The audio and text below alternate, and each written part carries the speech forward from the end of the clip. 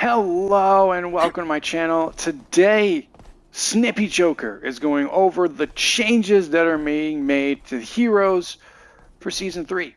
First up, Emma Frost sadly is taking a hit in a debuff.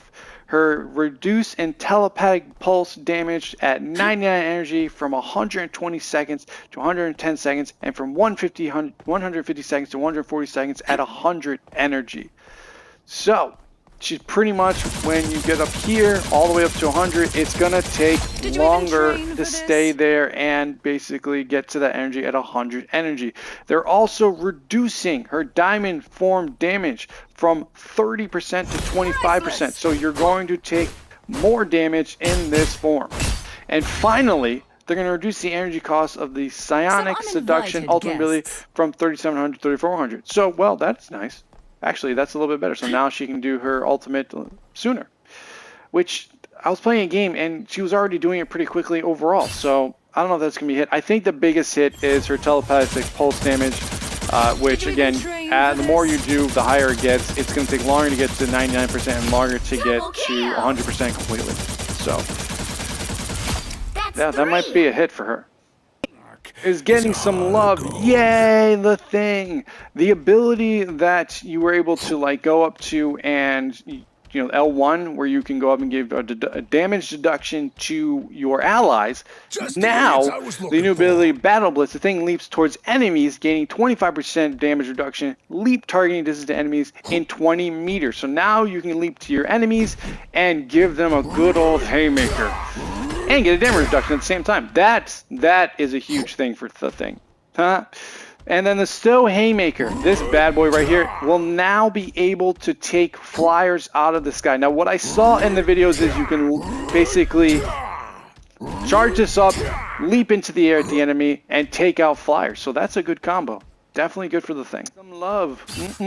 His cellular corrosion is now going to be able to slow enemy from 15 to 25%. So you're going to get slower, you're going to take some damage, and Venom's going to get a lot stickier to deal with in this bubblicious costume. Look at him.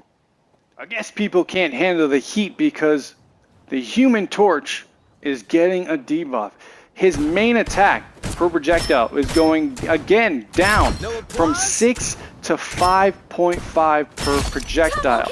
His Supernova, which is his ultimate ability activation shockwave damage, is going from 80 to 75, and the Fire Tornadoes damage over time is going down from 120 seconds to 110 seconds. However, his Team Up Anchor bonus gets a 5% damage boost, but sadly, those with the fiery skies are going to have a troublesome time taking down enemies.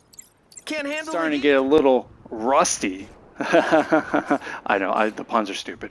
But his Repulsor Blast, the first two, 1 and 2, are now being reduced from 40 to 35 in damage. And when you're in Armor Overdrive, they're now being reduced from 50 to 45. So they reduced the last one, the third one you do, and now they're reducing the first two.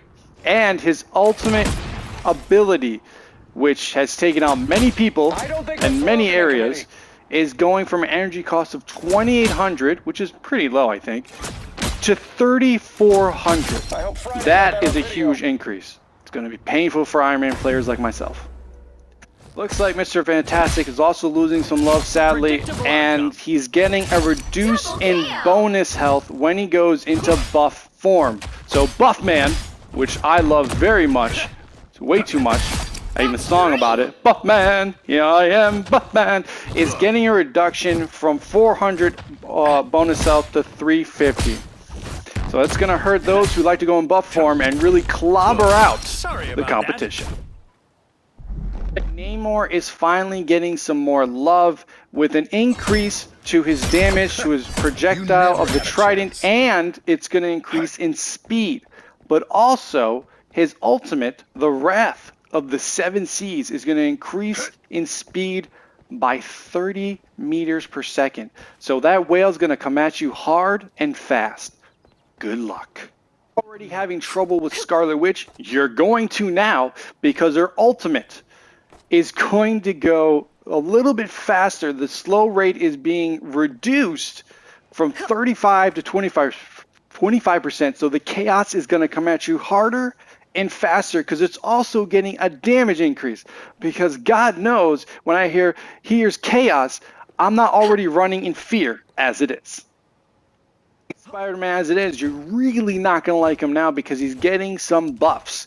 First of many buffs is the get over here, where you pull him in and basically punch him and kick him and do what you got to do. On top of that, his mid-air damage is going to be increased, and also his amazing combo damage is going to be increased. So for those of you who love Spider-Man, congratulations. For those of you who don't like Spider-Man, good luck, because it's about to get even more sticky, including the fact that he's getting a fire web from the Human Torch. Frank the Tank is going to be taking a hit to some of his abilities. Sad to say, the infamous turret that has plagued you for so long is finally getting a damage reduction. And his energy cost for Final Judgment, which can be deadly as it is going up from 3,400 to 3,700 before Frank the Tank can call it in. Targets down. For all your Winter Soldier fans, he's getting an increase to the fall-off damage. So when it's at 40 meters, instead of falling off at 60%, now it's going up to a damage of 70%. Double KO. Wolverine, although I really don't think he needed it, but his Wolverine's Feral Leap is now taking a reduction in the duration it lasts and its cooldown. So it's going to take longer to get to it, and it's not going to last as long when doing the Feral Leap. So bye-bye, kitty. You're getting a jump reduction. Strategist or however you'd like to say it, Invisible Woman is getting a slight buff on her damage and healing. Now, what that means is when you send it out, you're going to do more healing and more damage. However, it's going to be less on the return. So there's an increase on the forward damage and healing, but a decrease on the return damage and healing, which honestly, I'm okay with that. I'd rather have the going out first, get more healing and damage. It's honestly might be a better balance for it to go forward and getting more out of the forward than the return, because maybe you'll miss. Who knows? The tricky Loki is getting a debuff. Now, you're probably thinking, oh my god, what are they debuffing? Not to worry, it's only his ultimate energy cost. It's going from 4,000, which I didn't realize how high it was to cost for Loki to get his ultimate, from 4,000 to 4,300. Will this affect the game that much? We'll see. For all you Loki fans out there who are super invisible, super sneaky. I haven't seen Mantis's name in the update in quite some time, but she's getting an increase in her effect of healing. So it's going to heal allies in 2.5 increase in percentage. However, the base healing and the amount you get over time is going to be decreased. And sadly, her ultimate ability is taking a huge hit, going from a cost of 3,700 to activate it to all the way to 4,300. However, it's going to increase the max health that you can get from 100 to 150. So give and take for Mantis. I don't play Mantis much, but for all those that do play Mantis, I'm sorry for the little hit you take. Now I know Ultron's new, and I kind of figured that being new, he's going to take a hit the first time around and may take a hit the second time around. So, the first thing, his dynamic flight acceleration, the amount of time you can do it, is being reduced from 8 to 6 seconds, and the firewall, there's going to be less health given to both you and the allies, which kind of stinks, but honestly, it has been pretty good when you play it well enough, because I've seen people do it over and over, and it is hard to take down Ultron if you are not doing it right, which I am not. Whoa. Some things we can't showcase yet are the team-ups. The Ever-Burning Bond, which is going to be the Human Torch and Spider-Man. This grants Spider-Man a new Infernal Blast ability that will hit your enemy and have them have a burn effect over time. We have the new character, Phoenix and Wolverine, which gives Wolverine new Phoenix War ability, which allows him to attack his enemy and increase his regeneration over time. At least, again, this is what I'm seeing and what I'm reading. Adjusted or removed. Spider-Man and Squirrel Girl. These two heroes graduate.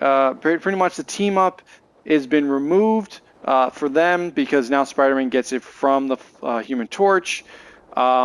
Iron Man and Squirrel Girl now team up. Squirrel Girl gains a new Squirrel Girl missile ability where she gets it from Iron Man, which from what I've seen can really affect flyers, or can affect flyers and herself from what they explained.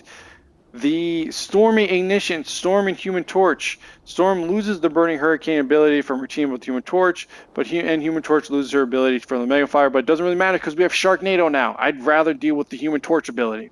And then the Symbiote, Shenanigans, Venom, and Jeff the Shark. Hela gains the ability to pull tendrils out of her little ball that basically stuns characters. Now it has the ability to slow effects. So the ability we're talking about is right here. Now has tentacles coming out to slow and stun enemies. Balance changes. We're slightly reducing the usage coverage of his team up with the Guardian Revival, Adam Warlock, and Star-Lord and Mantis. So now there's an increase in the Leader's Soul and Nature's Soul ability cooldown from 120 seconds to 135 seconds. So it's going to take longer to recharge to be reborn again. And then the last thing is Symbiote Shenanigans, Venom, and Jeff the Shark. Increased Guardian of the maximum bonus health from 50 to 100 and max tendril length period from 3 to 5 seconds. So that's getting kind of a buff, which I haven't really seen much of that. So maybe at the higher ups or whatever. But those are the changes coming. What are your thoughts? What do you think of them? Do you want more buffs, more debuffs? And what do you think of Season 3? Put it in the comments. Let's have a conversation. Thanks for watching. And next time on Snippy Joker.